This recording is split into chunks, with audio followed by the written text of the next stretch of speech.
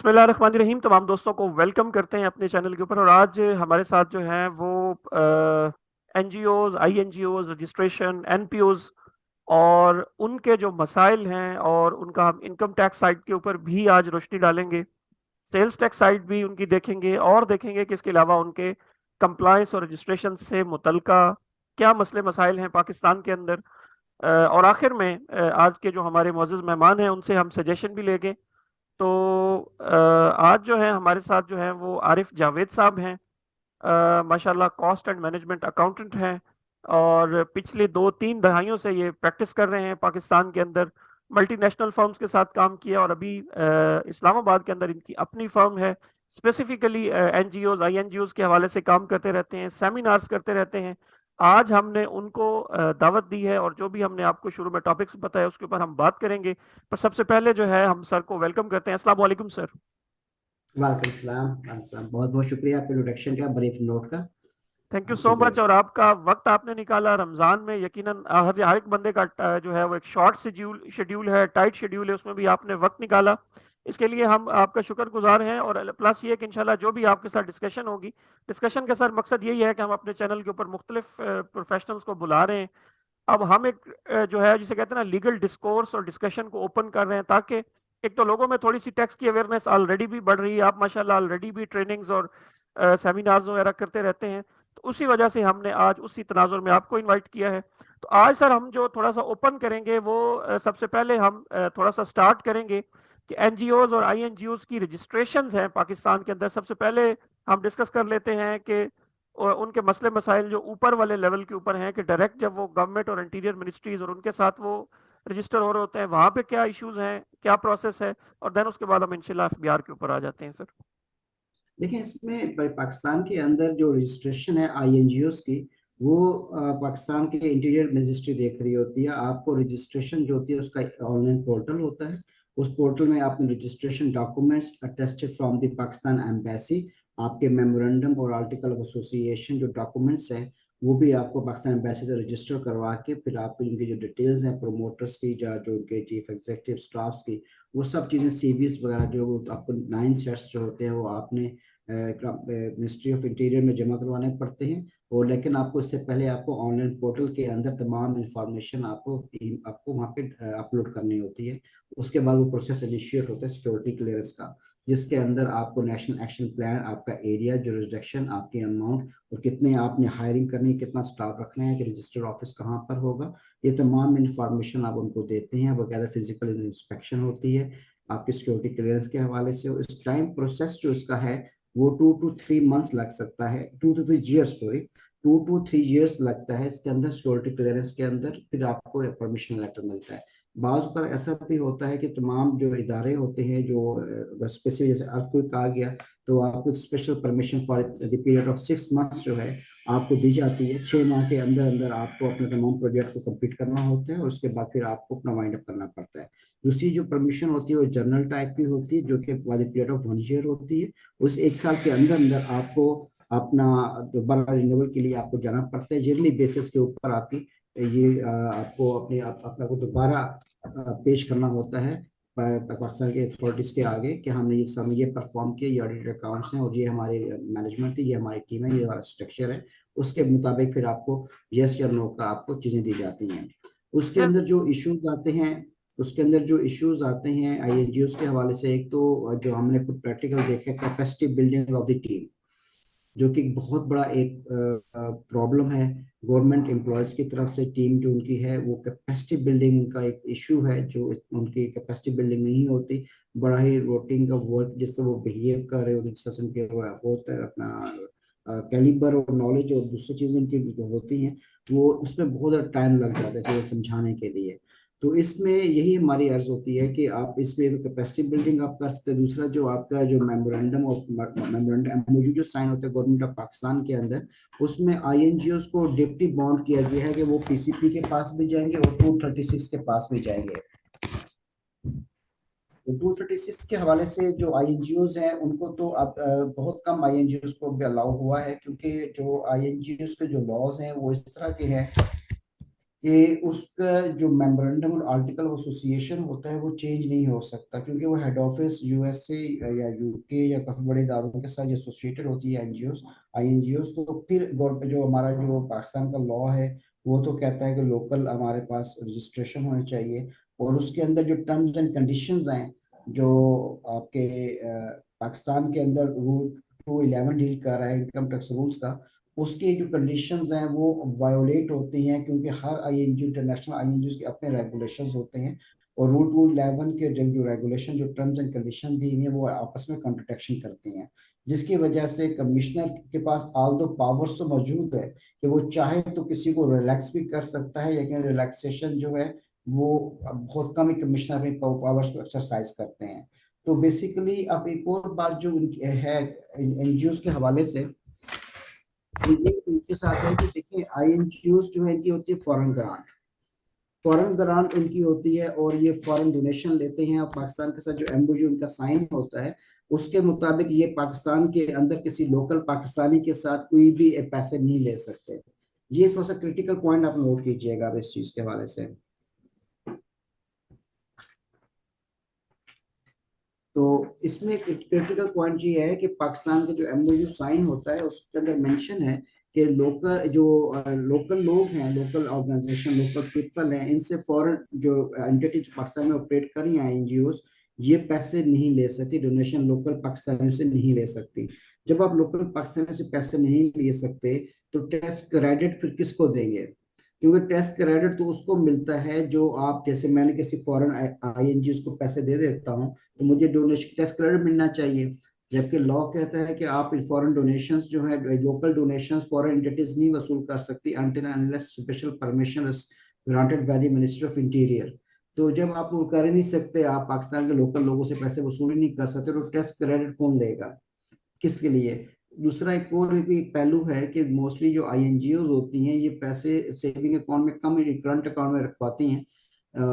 तो profit on date के ऊपर अगर इनको इंटरेस्ट इनकम मिल जाती है तो उसकी एग्जेम्पशन ये क्लेम कर सकते हैं, या गाड़ियां भी आ रही हों या कोई इस तरह की कुछ चीजें आ रही हों तो उससे थोड़ा सा बेनिफिट्स इनको मिल सकते हैं।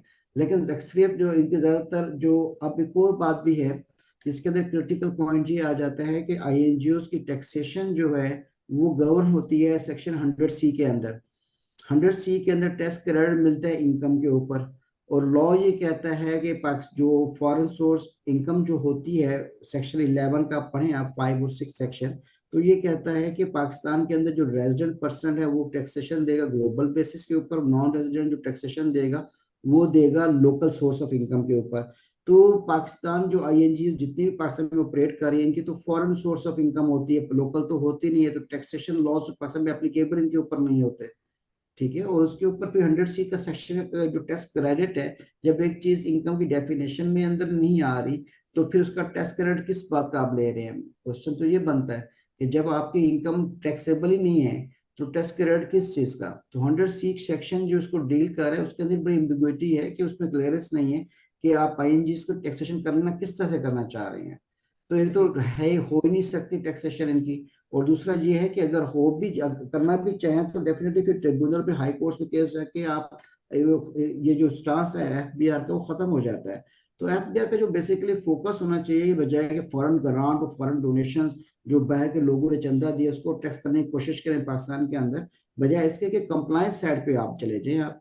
तो कंप्लायंस साइड के अंदर जो आपका है कि आप इनकी विद होल्डिंग स्टेटमेंट्स आप फाइल कर सकते हैं, क्योंकि सेक्शन 80 के अंदर जो फॉरेन एनजीओज हैं वो कंपनी की डेफिनेशन के अंदर फॉल कर रही होती है, और कंपनी की डेफिनेशन के अंदर जो फॉल कर रही है तो उसके ऊपर विद होल्डिंग लॉ की भी कंप्लाइंसेस आ जाती हैं, और उसके साथ साथ फिर आपको सेल टैक्स की भी कंप्लाइंसेस करनी पड़ती हैं।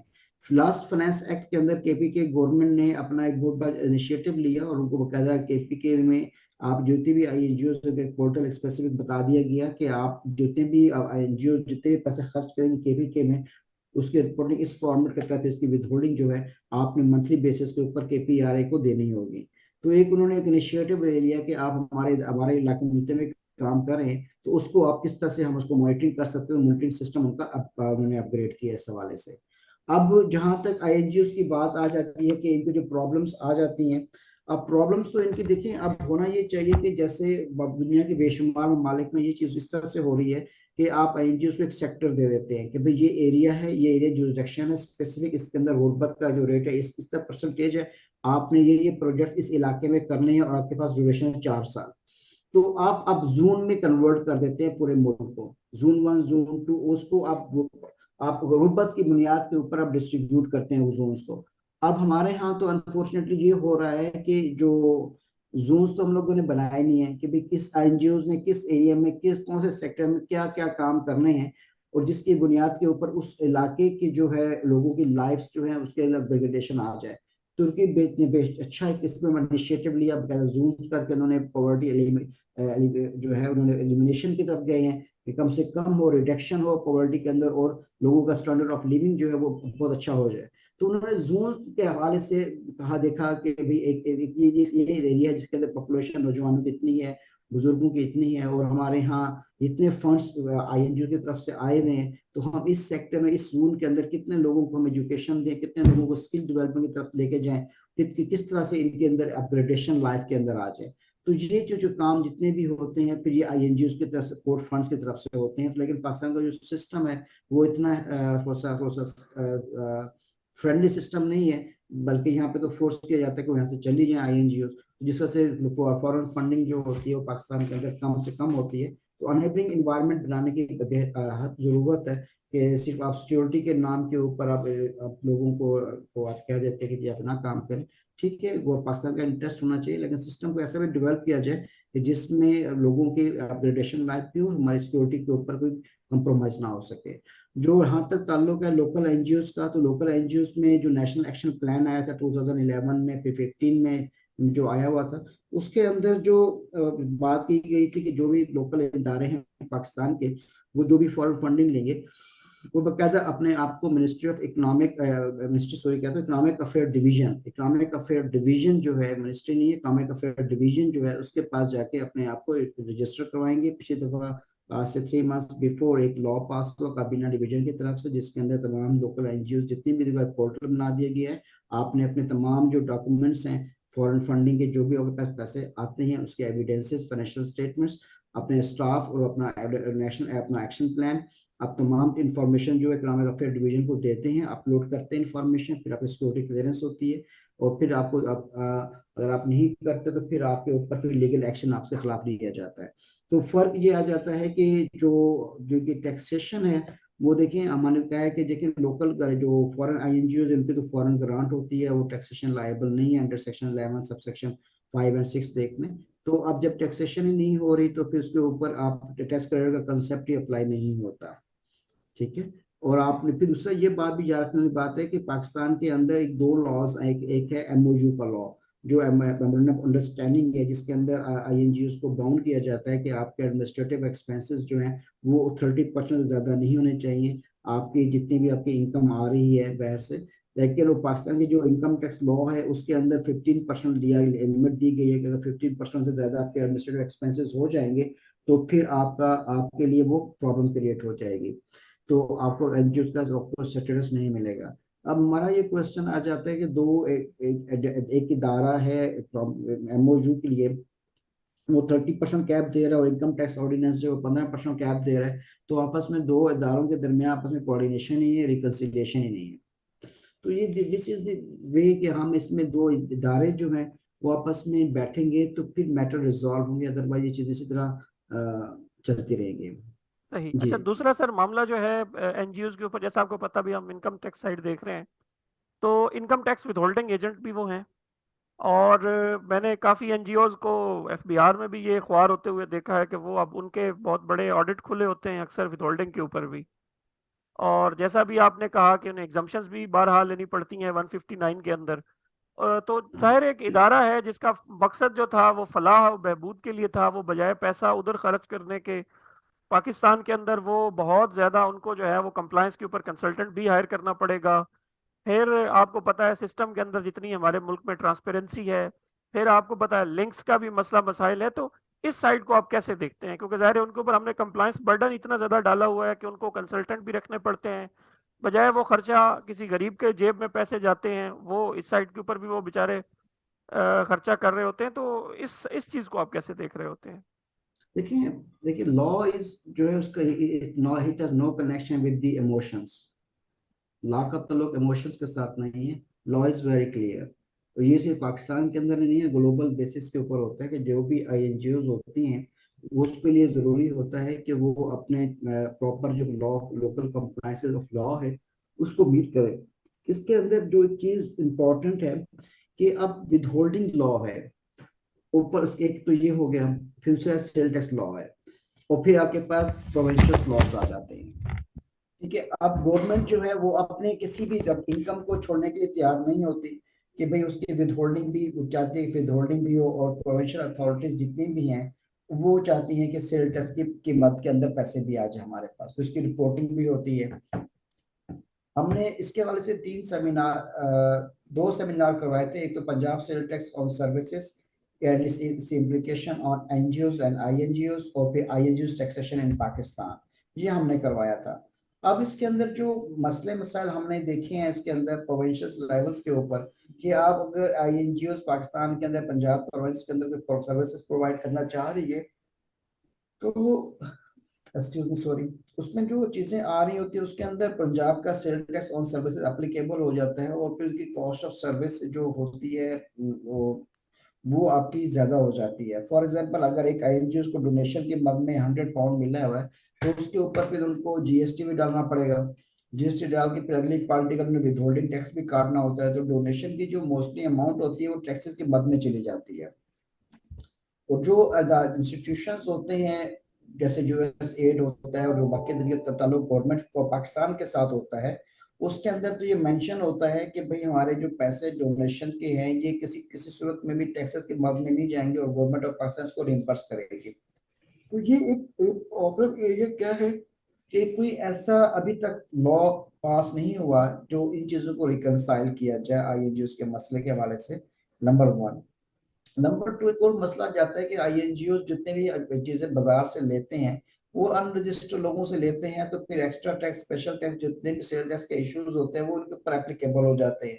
तो फिर कॉस्ट ऑफ डूइंग बिजनेस जो है, कॉस्ट ऑफ जो आपके जो अपना बने लोगों को आप जो पैसे दे रहे होते हैं उसके अंदर असल पैसे, जो ज्यादा पैदर पैसे तो टैक्सेस के मद में कट जाते हैं। आईएनजीओ देखिए उसका इम्पैक्ट क्या है, बेसिकली देखिए अगर इसका इम्पैक्ट अगर मैं देखूं, जो पैसे आईएनजीओ ने लोगों के वेलफेयर पे लगाने थे, जो गवर्नमेंट ऑफ पाकिस्तान का राइट था कि वो लगाए, वो बाहर का इदारा आके लगा रहा है। आप उस इदारे से टैक्सेस भी वसूल कर रहे हैं। अब अब क्या होगा कि जो पैसा आपने 30 रुपीज था, आपने 30 रुपीज बेनिफिशियरी को देने की जगह उसको 26 रुपीज दे रहे हैं, और 4 रुपए गवर्नमेंट ऑफ पाकिस्तान को दे रहे हैं। तो जो 4 रुपए गवर्नमेंट ऑफ पाकिस्तान को, गवर्नमेंट ऑफ पाकिस्तान ने आगे तो वही लोगों के ऊपर खर्च करने हैं, डायरेक्टली और इनडायरेक्टली। ठीक है, तो चीजें रिकंसाइल नहीं है, कभी कोई सिस्टम ऐसा बना नहीं, कोई आपस में टेबल पे जो लोग आपस में नहीं बैठे कि चीजों को रिकंसाइल कर लिया जाए, जिसकी वजह से ये पिछले कई डिकेड से ये प्रॉब्लम सिमिलर नेचर के अभी तक आ रही है और आगे भी आते रहेंगे जब तक रिकंसाइल चीजें नहीं हो पाएंगी। सही। अच्छा सर, ये अभी आपने, आप माशाल्लाह एनजीओज को कंसल्ट करते रहते हैं। मैंने अभी ये देखा है क्योंकि हमारे पास जो है केसेस आते हैं रिन्यूअल के हवाले से। अब रिन्यूअल में भी आप जाते हैं तो वो भी इन्होंने अगेन एक लंबा प्रोसेस रखा हुआ है कि जब एक लाइसेंस एनजीओ का या आईएनजीओ का वो रिन्यू करने के लिए आप जाते हैं टैक्सेस में, तो वहां पे भी मसले। फिर दूसरा, रिकॉर्ड कीपिंग के हवाले से भी उनके ऊपर काफी बर्डन होता है, रिकॉर्ड मेंटेन करने के हवाले से भी काफी बर्डन है। तो इस इश्यूज को आप कैसे देखते हैं? अब आपने कंप्लायंसेस तो करनी है, कॉस्ट ऑफ, अब क्योंकि पाकिस्तान का लॉ है, दुनिया में कहीं पे जाए हर मुल्क अपना लॉ है, कंप्लायंसेस करनी पड़ेगी, रिकॉर्ड कीपिंग करनी पड़ेगी, और आपको तमाम डॉक्यूमेंटेशन जितना भी आपने परफॉर्मेंस की है तो आपने तमाम इंफॉर्मेशन देनी है। तो इसमें बताया मैंने आपको, कॉस्ट ज्यादा आ जाती है। होना तो ये चाहिए कि ऑनलाइन सारा कुछ हो जाए, डॉक्यूमेंटेशन सारे कुछ ऑनलाइन हो जाए, सारा कुछ उधर से इन्वेस्टिगेशन हो जाए, तो चीजें बेहतर हो जाती हैं। लेकिन बाहर सिस्टम इस तरह का है कि अभी ये सपोर्ट नहीं कर रहा होता आई एन जी को वाले से। तो सर दूसरा, ये जो अब प्रोवेंशियल कंप्लायंस है, आप क्या समझते हैं कि अब एनजीओ एक है वो चारों सूबों के अंदर इंक्लूडिंग एजे के या वो हर जगह पे काम कर रही है, तो अब जाहिर है उनको फिर मंथली बेसिस पे तमाम जो आपके प्रोवेंशियल लॉज हैं उनसे भी कंप्लाई करना है, यहाँ भी with holding tax statement file करनी है। इसके अलावा तो ये जो कंप्लायंस बर्डन है, आप क्या समझते हैं कि कोई वन विंडो सोल्यूशन या इस तरह का इस तरफ इनको लाया जाए जिसमें उन्हें कम से कम कोई एक प्लेटफॉर्म दे दिया जाए, जिससे उनके कम से कम हम कोई ऐसी एफर्ट कर सकें जिससे उनकी कंप्लायंस को हम मिनिमम कर सकें। तो उससे आप क्या समझते हैं कि कुछ बर्डन कम हो सकता है इस सेक्टर के ऊपर? देखिए ये तो है ना, छोटी सी अर्ज कर लूं, इस सिलसिले में काम जो है ना, देखिए ये बहुत बड़ा नेशनल लेवल का काम है ये। हम्म। पंजाब रेवेन्यू अथॉरिटी का बैठना, केपीआरए का, फिर सिंध का, फिर बलूचिस्तान का, फिर रिकंसिलिएशन करना, फिर एडजस्टमेंट लेना, ये बहुत बहुत बड़ा काम है, उसमें सालों लगेंगे इस काम के वजह से। तो अभी जो आईएनजीओस कर रही है, अभी केपी के लैदा रिटर्न जा रही है, प्रोविंशियल्स की पंजाब सिंध की लैदा जा रही है, तो ये तरह ये मसले मसाइल तो हैं। इसमें तो दूसरी राय नहीं है कि हर सुबह जो है वो अपना टैक्स देने के चक्कर में होता है। तो उसमें अंदर अब एक दफा हमने ये भी कहा कि एक हमारे पास प्रोजेक्ट आया और हमने ये कहा, हमने किसी सूबे की गवर्नमेंट को कहा कि ये हमने स्कूल आपके जो गवर्नमेंट के हैं, प्रोविंशियल गवर्नमेंट के स्कूल्स हैं, इसको हम इसको चेंज करते हैं, एक नया स्कूल सेटअप बना के देते हैं। तो इसमें हम करोड़ों डॉलर जितना भी हमसे होता है खर्च करेंगे, तो आप इसके ऊपर सेल टैक्स माफ कर दें। तो आज तक माफी नहीं मिली। तो ये मतलब सिचुएशन है कि अगर दूसरा बंदा बाहर से आ रहा है और आपके स्कूल्स की जो कि आपका काम है उनका काम नहीं है, वो कुछ कर रहा है, तो उसके ऊपर सेल टैक्स भी आपको पे करना पड़ेगा, 15% जो भी रेट आपका है applicable है। सही सही।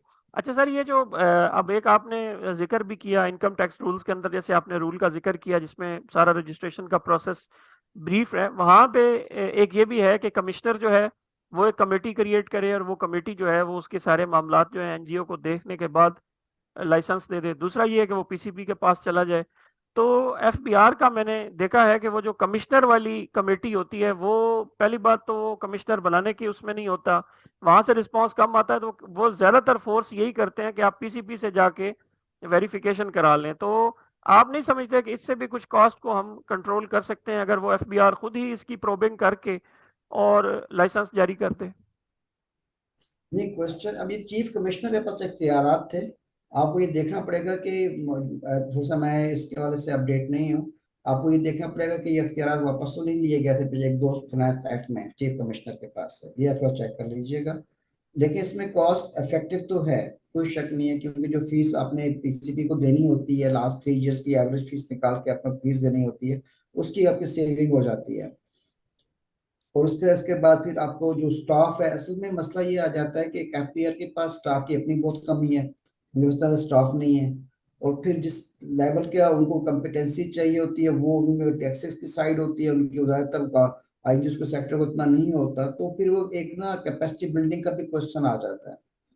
तो अब ये है कि पीसीपी की चूंकि एक रिकमेंडेड इदारा है, उनके पास सलाहियत भी है, कैपेसिटी भी है, तो फिर आप एक ऐसा इदारे के पास लेके जाते हैं इन आईआईजीओस को जो इनको रिजॉल्व कर सकें, सही। इसको एड्रेस कर सकें। अच्छा, दूसरा सर एक और इशू भी है, जैसा भी आप फरमा रहे हैं, मुझे ये लग रहा है कि जो इतनी टाइटनिंग हम उनकी कर रहे हैं कंप्लायंस की मद में, फिर हमने उनके ऊपर इनकम टैक्स कंप्लायंस भी रखी है, सेल्स टैक्स की कंप्लायंस भी वो कराते हैं, रजिस्ट्रेशंस भी हैं, पीसीपी एक अपना प्रोसेस देखता है, इंटीरियर मिनिस्ट्री भी देख रही है। तो मेरा ख्याल है कि पाकिस्तान के अंदर या पूरी दुनिया के अंदर ये जो इतनी टाइटनिंग इनकी की जा रही है, वहां पे जाहिर है कहीं ना कहीं लोग होते होंगे जो, जाहिर है अगर ये इतनी टाइटनिंग ना इनकी की जाए तो शायद कुछ लोग जो है इसका फायदा भी उठाते हो, शायद इस वजह से इतनी ज्यादा, क्योंकि लोगों की ग्रांट्स हैं और वो इन इदारों के हाथ में होती है, और ये इदारे ही होते हैं जो आगे डायरेक्टली आके गवर्नमेंट की सपोर्ट भी करते हैं और लगा रहे होते हैं। तो मेरा जो ख्याल, मुझे जो लग रहा है कि ये जो इतनी टाइटनिंग है और एफएटीएफ की और जो इस तरह की नई नई कंप्लायंसेस पाकिस्तान के अंदर अब इंट्रोड्यूस भी होती जा रही हैं, वो शायद इसीलिए है कि इनका जो फंड्स है और इसके मामले को ज्यादा ज्यादा ट्रांसपेरेंट किया जाए। एग्जैक्टली आप सही कह रहे हैं कि ट्रांसपेरेंसी के इश्यूज की वजह से हम देखो, बात ये है कि अब चूंकि इंटीग्रेशन का टाइम आ चुका है, इंटीग्रेशन डाटा बेस के हो चुकी है, अगर आईएनजीओ जो पैसा पाकिस्तान में खर्च कर रही है, केपी में कर रही है, बलूचिस्तान में कर रही है, आपका गिलगित बल्तिस्तान में कर रही है, तो ये तमाम के तमाम जो चीजें हैं वो डाटा इंटीग्रेशन के थ्रू आप कर सकते हैं कि फिर उनकी रिपोर्टिंग जो है वो एक एक पोर्टल बना दिया जाए, उस पोर्टल के अंदर तमाम की रिपोर्टिंग कर दी जाए, ताकि इनकी कॉस्ट जो है वो इस साल से कम हो जाए। तो बात फिर वही आ जाती है कि स्टेप कौन उठाएगा, यस, पोर्टल कौन बनाएगा। यस, यस, या तो यस, यस। आईएनजीओ जो है वो खुद मिलकर उनका जो फोरम है, पीसीपी जो फोरम है इनका, पाकिस्तान ह्यूमैनिटेरियन फोरम, पीएचएफ, फिर वो ये स्टेप उठाए उसने भी अभी तक कोई स्टेप ऐसा नहीं उठाया पीएचएफ ने कि जो चीजों को उस तरह से कोऑर्डिनेट करके चला जाए। ये बिग इश्यूज हैं कि lacking of interest on both sides. जबरदस्त जबरदस्त। चले, बहुत शुक्रिया सर, आपने एक मुख्तसर वक्त के अंदर जो पाकिस्तान के अंदर एनजीओज आईएनजीओज की रजिस्ट्रेशंस हैं, फिर आपने इनकम टैक्स साइड के ऊपर देखा, फिर आपने विदहोल्डिंग टैक्स साइड का भी देखा, और इसके अलावा एक चीज मैं और भी देख रहा होता हूँ, वो ये होता है कि इन बेचारों को ऑडिट भी जो है वो चार्टर्ड अकाउंटेंट फर्म से कराना होता है। अगर आपके इंटरनेशनल डोनर हैं तो वहां पे आपकी जो सीए रेटेड फर्म्स हैं उनकी तरफ जाना पड़ता है, जाहिर है वो भी आप एक की हर साल इनकी ऑडिट कॉस्ट है, तो इनकी एक एडमिनिस्ट्रेशन कॉस्ट भी है पाकिस्तान के अंदर, जो जाहिर है इन्फ्लेशन के साथ वो भी बढ़ती जा रही है। तो बिल्कुल सर ने ठीक फरमाया कि अगर गवर्नमेंट थोड़ा सा इनका साथ दे, थोड़ा सा इनके जो अपनी एसोसिएशन है पीएचएफ का, जैसे सर ने जिक्र किया, वो कोई स्टेप ले, तो उससे मैक्सिमम जो हमारा जो हम थर्ड वर्ल्ड कंट्रीज के लिए जो पैसे बाहर से आते हैं, वो जाहिर है इनकी मेंटेनेंस के अंदर, फिर इनकी कंप्लायंस के अंदर, फिर उसके बाद ऑडिट्स के अंदर, फिर उसके बाद इनके केसेस के अंदर, रजिस्ट्रेशन और रिन्यूअल्स के अंदर, ये लोग बिल्कुल फंस के रह जाते हैं। हालांकि इनका काम ये था कि इनको एक इजी जो गोइंग है वो इनके लिए होती, और ये आराम से आते, एक मिनिमल कॉस्ट के ऊपर जो है पाकिस्तान के अंदर मैक्सिमम जो पैसा है वो ग्रास रूट लेवल के ऊपर लोगों तक पहुंचता। लेकिन वो अभी फिलहाल नहीं हो रहा। जैसे सर ने भी कहा कि इस पे इंटर प्रोवेंशनल भी एक हार्मनी होनी चाहिए, जो प्रोवेंसेस साइड पे हैं वो लोग, उनको मिलकर बैठना चाहिए, गवर्नमेंट को देखना चाहिए, और एनजीओज को खुद भी जो है वो स्टेप लेना चाहिए। हम सर का इस पॉइंट के ऊपर शुक्रिया अदा करेंगे कि उन्होंने हमें हमारे लिए टाइम भी निकाला। और sir thank you so much, Ramzan में रोज़े के साथ आपने वक्त निकाला, और आपने जो है एक मुख्तसर वक्त के अंदर जो है ना एक बहुत ही कम्प्लेक्स टॉपिक को कंक्लूड कर दिया। Thank you so much for your presence sir. बहुत शुक्रिया। बहुत शुक्रिया जी, अल्लाह हाफिज़।